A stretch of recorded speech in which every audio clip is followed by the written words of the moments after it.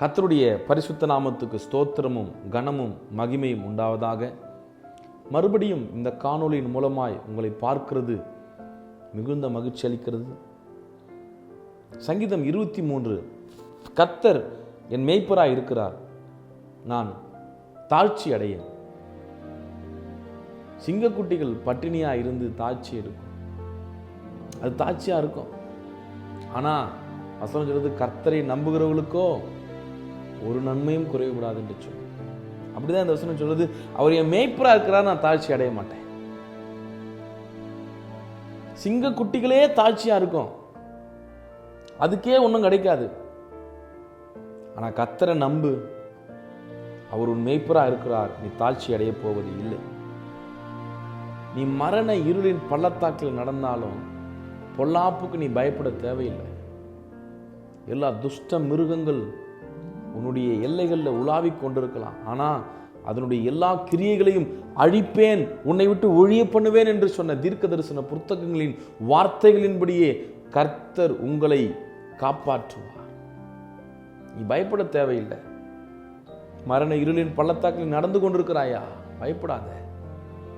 ஏன்னா தேவரீர் என்னோடு கூட இருக்கிறீர், உமது கோலும் உமது தடியும் என்னை தேற்றும். எந்த மாதிரியான சூழ்நிலையில தேவ ஜனமே நீங்கள் இருக்கலாம், இனி நான் வாழ்வேனா மரிப்பேனா எனக்கு தெரியலையேன்னு சொல்லி நீங்கள் கலங்கி கொண்டிருக்கலாம். உங்களுடைய எல்லா கலக்கத்துக்கும் பயத்துக்கும் கர்த்தர் உங்களை நீங்களாக்கி விடுவிக்கிறதற்கு வல்லமையுள்ள மகா பெரிய தேவனாய் இருக்கிறார். நீ பயப்படாத. மரண இருளின் பள்ளத்தாக்கு உன்னை என்ன செய்ய முடியும்? பொல்லாப்பு உன்னை என்ன செய்ய முடியும்? கர்த்தர் உன் பட்சத்தில் இருக்கும் போது உன்னை எதிர்த்து நிற்பவன் யார்? நீ தாழ்ச்சி அடைய போறதில்லை.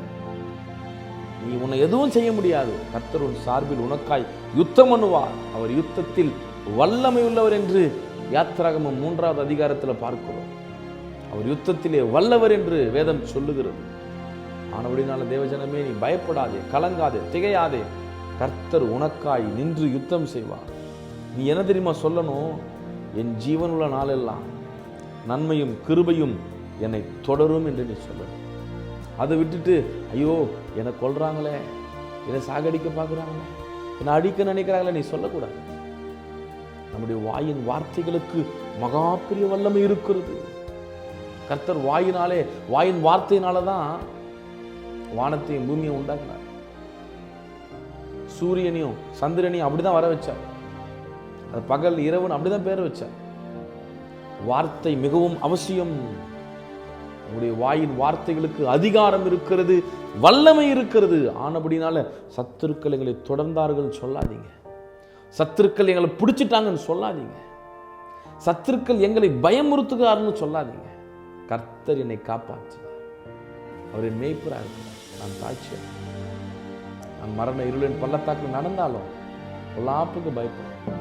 தேவரீர் முது கோலும் முத்தடியும் என்னை தேற்றும். நான் ஜீவனுள்ள நாளெல்லாம் நன்மையும் கிருபையும் என்னை தொடரும். நான் கர்த்தருடைய வீட்டிலே நீடித்த நாட்களாய் நிலைத்திருப்பேன் என்று சொல்லுங்கள்.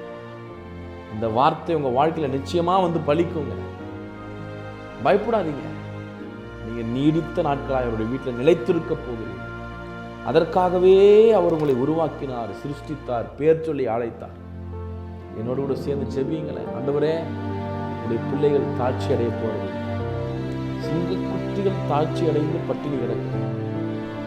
உண்மை நம்பின உங்களுடைய பிள்ளைகள் ஒரு நாளும் தாழ்ச்சியா இருக்க போறது இல்லை.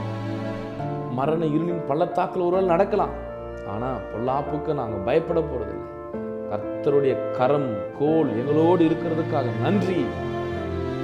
ஜீவன நாளெல்லாம் நன்மையும் கிருபையும் எங்களை தொடர்கிறதுக்காக நன்றி. ஒவ்வொருவரையும் கர்த்தர் ஆசீர்வதிக்க, பலப்படுத்த, மேன்மைப்படுத்த இயேசுவின் மூலம் ஜெபம் கேளும் எங்கள் ஜீவனுள்ள நல்ல தகப்பனே.